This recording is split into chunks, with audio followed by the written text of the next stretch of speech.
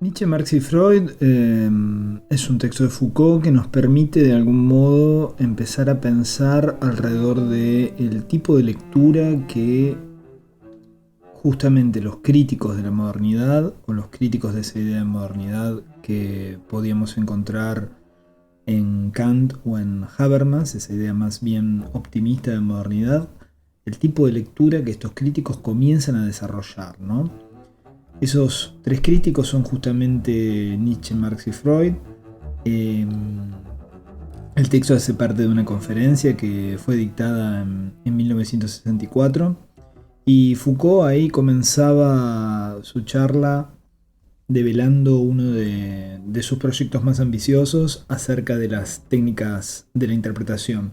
Él decía que tenía como una especie de sueño de poder hacer un día una especie de enciclopedia de todas las técnicas de interpretación que se habían conocido a lo largo de la historia de Occidente, desde los gramáticos griegos hasta la actualidad.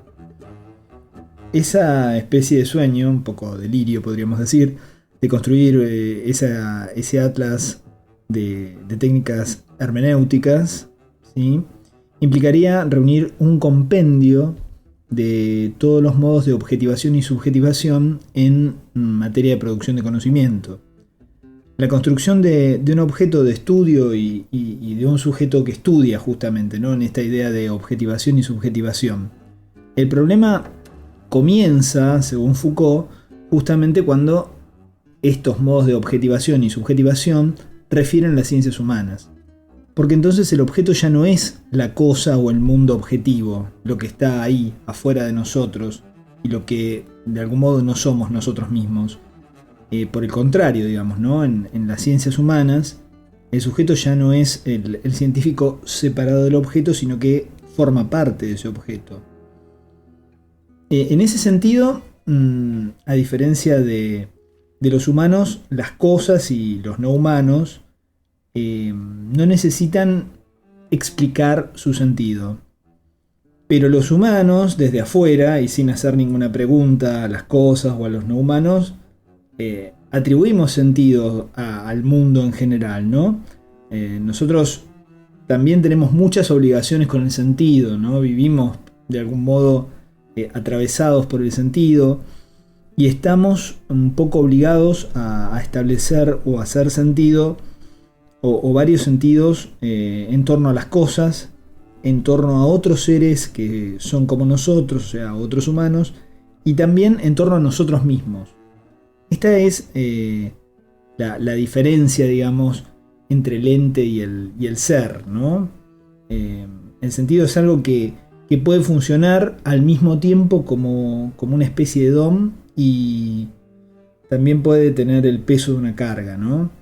Para atribuir sentido contamos con una herramienta ultrapoderosa que es el lenguaje.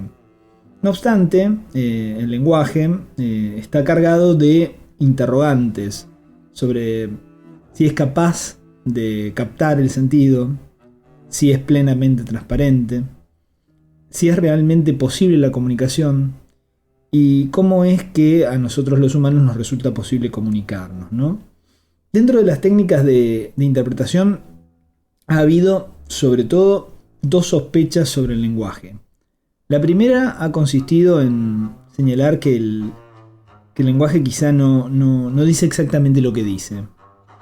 El sentido que se consigue atrapar, ¿sí?, que se puede captar, que es lo que uno podría llamar el sentido manifiesto, sería posiblemente la parte menor, ¿no?, una gota dentro de un océano. El lenguaje en realidad entonces protege, encierra, de algún modo podríamos decir que encubre, pero aún así transmite otro sentido que es más fuerte y menos evidente, ¿no? Una especie de sentido subterráneo. Ese sentido subterráneo es lo que el lenguaje oculta, ¿sí? Lo que tiene de opaco, su no transparencia, lo que no termina de entregarnos.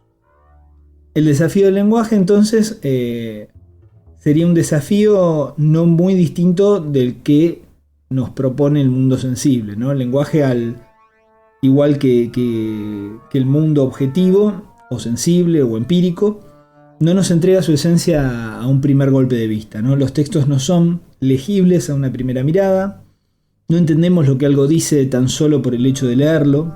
El trabajo lamentablemente es bastante mayor y a veces es una tarea que resulta bastante poco sencilla, ¿no? Pero esta no es la única sospecha que gravita alrededor del lenguaje. El lenguaje también excede su forma verbal, digamos, hay un mundo, o hay en el mundo, muchas cosas que hablan, que producen signos y que no son precisamente lenguaje. Posiblemente existan lenguajes que se articulan de un modo no verbal, ¿no? Lo que se llama habitualmente lenguajes extraverbales.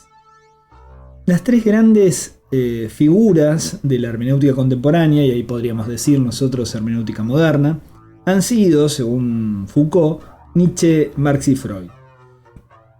Para Foucault, Nietzsche, Marx y Freud han fundado, ¿sí?, las técnicas de la interpretación, o han refundado, para ser más precisos, las técnicas de la interpretación a lo largo de la segunda mitad del siglo XIX. Marx con El Capital, que se publicó en 1867, Nietzsche con La genealogía de la moral, publicado en 1887, 20 años después, y Freud con La interpretación de los sueños, publicado en 1899-1900. Con esas mismas técnicas de interpretación, Foucault nos propone interrogar a esos intérpretes, o sea, devolverles su método interpretativo. Interpretar a Nietzsche, Marx y Freud como Nietzsche, Marx y Freud dijeron que debía interpretarse, ¿no? Debía producirse la interpretación. Ese gesto supone un juego importante dentro de la modernidad, ¿no? Que es el juego de la reflexividad, un pensamiento que se piensa a sí mismo, que se considera a sí mismo como objeto. Lo que implica básicamente que en la modernidad la interpretación es reenviada a una especie de juego interminable de espejos y reflejos. Marx, Nietzsche y Freud, para mantener una cronología más precisa que la que Foucault menciona, han multiplicado, digamos, los signos del mundo social, dice Foucault. La interpretación o el modo interpretativo que estos tres pensadores practican no ha generado un sentido nuevo, no ha cargado de un nuevo sentido a las cosas, no le ha dado a las cosas un sentido que antes no revestían, no tenían.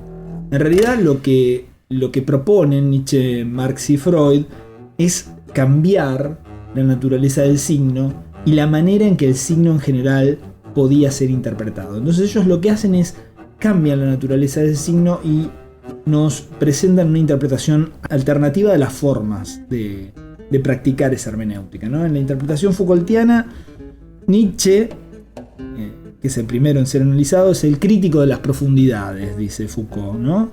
Nietzsche reniega de la idea de buscar la verdad como un fondo oculto detrás, debajo de cosas evidentes, ¿no? Se niega a decir o a admitir que existe una verdad en forma pura. Esto plantea, digamos, la idea, según Foucault, de una relación vertical entre la apariencia y la verdad, o la esencia, si ustedes prefieren, el lenguaje clásico, digamos, de la filosofía griega, ¿no? Apariencia y la esencia. De ese modo, la investigación se convierte en una especie de buceo o una arqueología. Para que eso fuese cierto, también, según Nietzsche, debería haber habido alguien que enterrara la verdad, alguien o algo que haya cubierto de tierra esa verdad o que lo hubiese sumergido. Para Nietzsche no hay que excavar absolutamente nada para toparse con la verdad.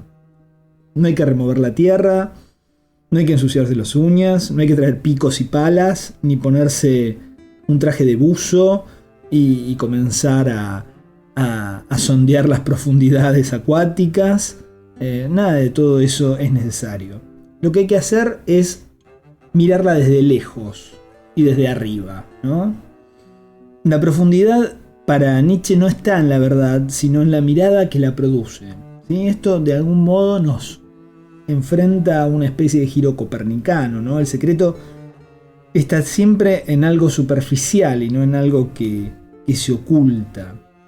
Hay un intento, yo creo, muy fuerte en la hermenéutica que propone Nietzsche que contiene una especie de juego de inversión de la profundidad, ¿no? La profundidad es tan solo, en esta versión hermenéutica, un pliegue de la superficie de las cosas, un pliegue que más bien produce la mirada y que no está ahí afuera esperándonos para que bajemos hasta él para descubrirlo, para contemplarlo.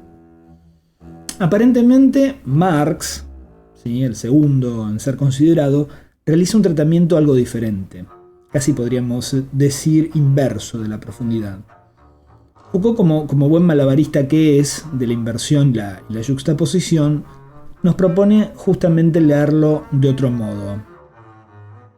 Al principio del Capital, según Foucault, y esto es cierto, porque uno puede corroborarlo leyendo el libro, Marx cita el mito de Perseo y se posiciona en un lugar antitético. Dice que debe sumergirse en la bruma para demostrar, con los hechos, que no hay monstruos ni enigmas profundos. Que todo lo que hay de profundidad en la concepción que la burguesía tiene de la moneda, del capital y el valor, no es en realidad sino más que pura y total superficie, ¿no? Entonces, las claves del fetichismo de la mercancía, por ejemplo, no están ocultas, no están detrás de algo, sino que están ahí, ante nuestros ojos.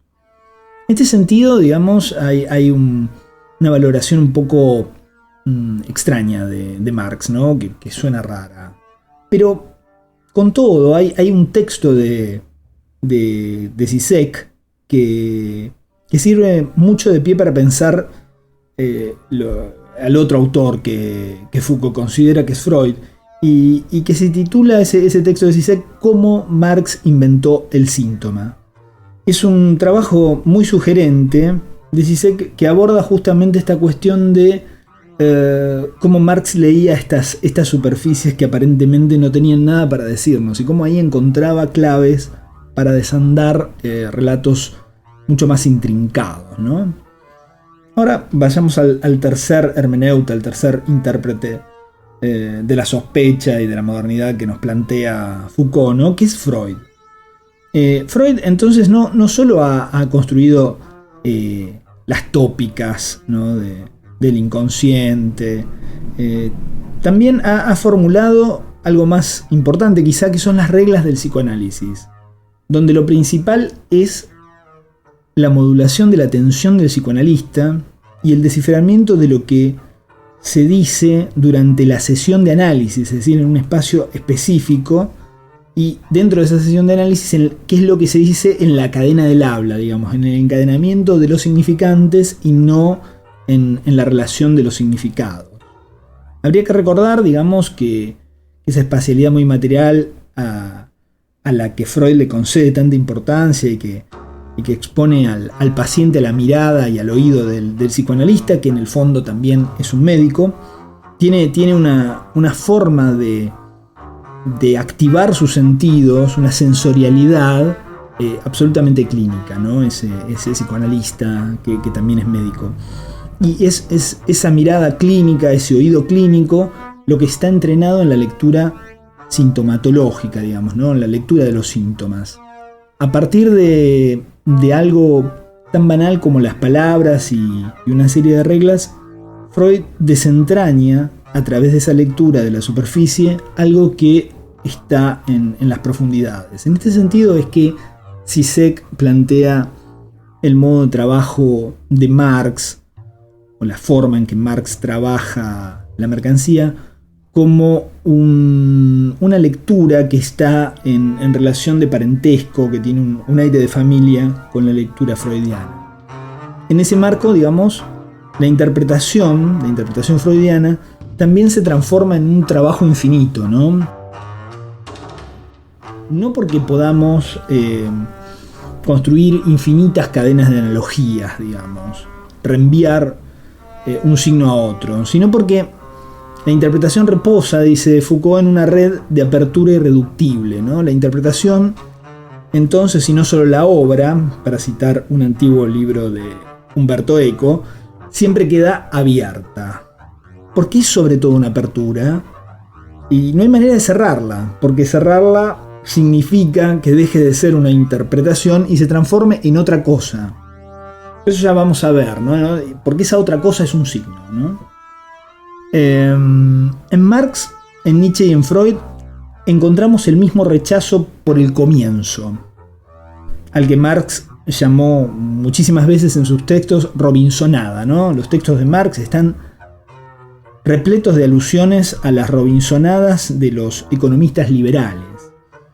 En Nietzsche existe también una distinción muy clara e importante entre el comienzo y el origen, que se puede profundizar en el famoso texto de Foucault sobre Nietzsche, ¿no? Nietzsche, la genealogía y la historia, que se publicó en 1971.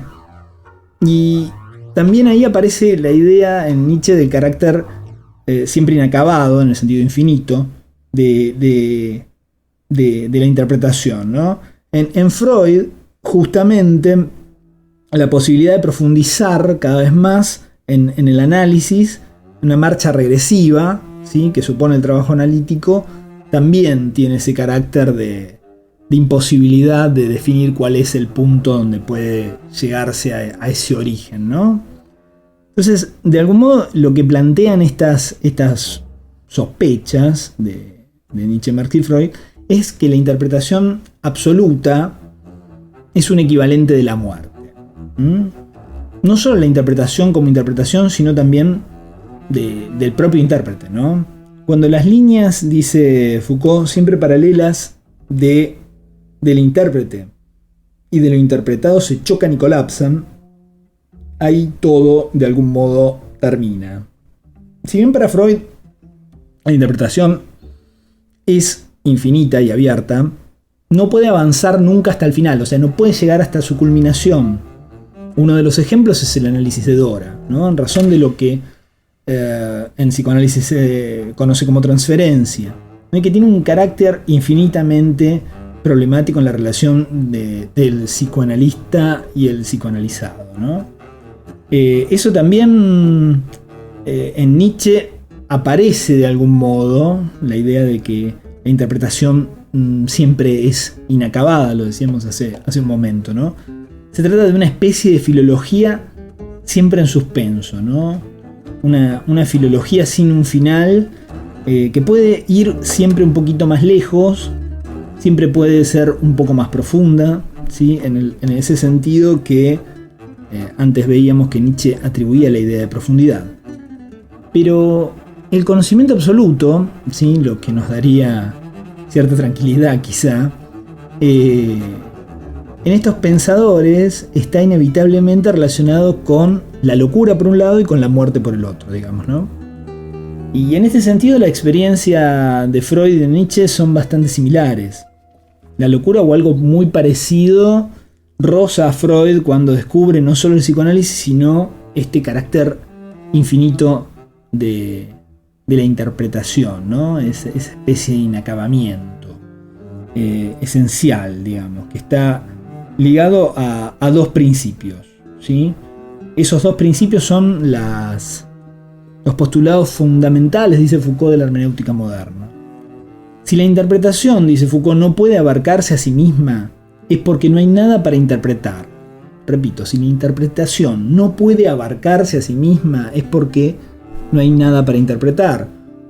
Esto quiere decir que de algún modo todo es ya interpretación, algo que había anticipado Kant y reafirmaba Nietzsche, ¿no? No existen sino interpretaciones, no hay hechos, solo interpretaciones. De modo tal que no existe ninguna sustancia pura o a ser interpretada, no hay nada que esté libre de interpretación. Todo lo que intentamos interpretar ha sido ya, de un modo u otro, interpretado, ¿no? No existe, dice Foucault, cito, interpretandum que no sea ya interpretans. La interpretación entonces no aclara una materia que es necesario interpretar y que se ofrece pasivamente. Ella no puede sino apoderarse, y violentamente, de una interpretación ya hecha, que deba invertir, que deba devolver, desplegar a golpe de martillo. Fin de cita. Marx entonces no interpreta la historia de las relaciones de producción, sino que interpreta una relación que se da ya como una interpretación, puesto que ella se presenta ante los contemporáneos y ante Marx mismo como, o con las pretensiones de ser natural, de naturaleza. Y que es, de algún modo, la interpretación de la burguesía y de la economía liberal, ¿no? Freud, por su parte, tampoco interpreta signos o síntomas, sino interpretaciones, ¿sí? Bajo los síntomas, ¿qué es lo que Freud descubre? Él no descubre traumas, sino que pone al descubierto fantasmas con una carga de angustia, es decir, un núcleo que sea en su ser mismo una interpretación, ¿sí? Por otro lado, Freud no tiene para interpretar, no tiene como materia prima, como insumo para interpretar, sino el lenguaje y la narración de los pacientes, ¿no? Que es eso que los pacientes ofrecen como síntomas. Su interpretación es la interpretación de una interpretación, ¿sí? O, si quieren, vamos más allá, digamos, una narración sobre una narración, ¿no? Piensen, por ejemplo, en lo muy, muy, muy interesante que es la escritura de los casos, digamos, casi atrapante, diría yo, ¿no? En los términos en que esa interpretación se puede practicar en los términos en que es dada, o a partir de los términos en que es dada por el paciente, ¿sí? El relato del paciente es muy importante, ¿sí? Y al mismo tiempo, la forma en que Freud relata su encuentro y sus sucesivos descubrimientos también es muy importante y muestra la maestría singular de escritor que tenía Freud, ¿no? Para Nietzsche no hay un significado original en las palabras, ¿sí? Para Nietzsche, filólogo. Las palabras mismas para Nietzsche no son otra cosa que interpretaciones. Y a lo largo de su historia, a lo largo de la historia de las palabras, ellas se interpretan antes de ser signos, ¿sí? Y no significan, sino porque no son otra cosa que interpretaciones esencializadas, interpretaciones naturalizadas. Esto es lo que Nietzsche afirma cuando dice que las palabras han sido siempre inventadas por las clases dominantes, que las palabras son un invento de las clases dominantes. Ellas no indican un significado, sino que imponen una interpretación, una visión, un punto de vista sobre el mundo, ¿no? Intentando defender la objetividad de ese punto de vista a punto tal de decir, bueno, no hay otra palabra para designar esto, esta es la palabra autorizada. Uno podría decir que porque hay interpretaciones hay signos y no al revés, y esto es una de las premisas más radicales del texto de Foucault. Los signos son interpretaciones que por un acto de violencia han sido sustraídos del dominio de la interpretación y ofrecidos como algo que preexiste en la interpretación, ¿no? De algún modo, en Nietzsche lo verídico y lo verdadero no es el signo, no es la palabra, sino el intérprete. No porque el interpretar se apodere de una verdad que está almacenada allá abajo, en el fondo de algo, en la esencia de algo, sino porque el intérprete, al interpretar, pronuncia una interpretación que toda verdad tiene por función encubrir, ¿no? Quizá esta primacía de la interpretación por encima de los signos sea la clave definitoria de la hermenéutica moderna, ¿sí? La interpretación, en todo caso, en este paradigma hermenéutico de la sospecha, sería que la divisa sería la interpretación precede al signo, ¿no? A partir de esta tríada de autores, de Nietzsche, de Marx y Freud, y su reconversión de la interpretación, hay algo en el signo que se torna maligno, ¿no? En el sentido cartesiano, digamos, ¿no? Del genio maligno de Descartes. Hay algo que nos engaña en el signo. En tanto y en cuanto el signo, ¿no? es una interpretación que se niega a pasar por tal, digamos, que se niega a asumir su carácter de interpretación. El signo se presenta diciendo: hola, buenas tardes, yo soy un signo. La interpretación es alguna otra cosa. Lo más importante es otra cosa, digamos, algo que viene después, que la interpretación no es... es algo que se añade al signo, es un sentido supletorio, es un suplemento de sentido. Los signos, en este sentido, son interpretaciones que intentan justificarse con cierta eficacia. Y esa eficacia depende de su capacidad para negar su carácter de interpretación y afirmar su carácter de signo, ¿sí? De plantear esta especie de antagonismo entre el signo y la interpretación.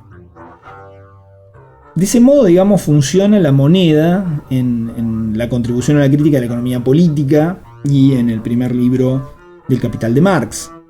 Así funciona el síntoma en Freud, las palabras, los juicios, las clasificaciones morales del bien y del mal en la genealogía de la moral o en Más allá del bien y del mal de Nietzsche.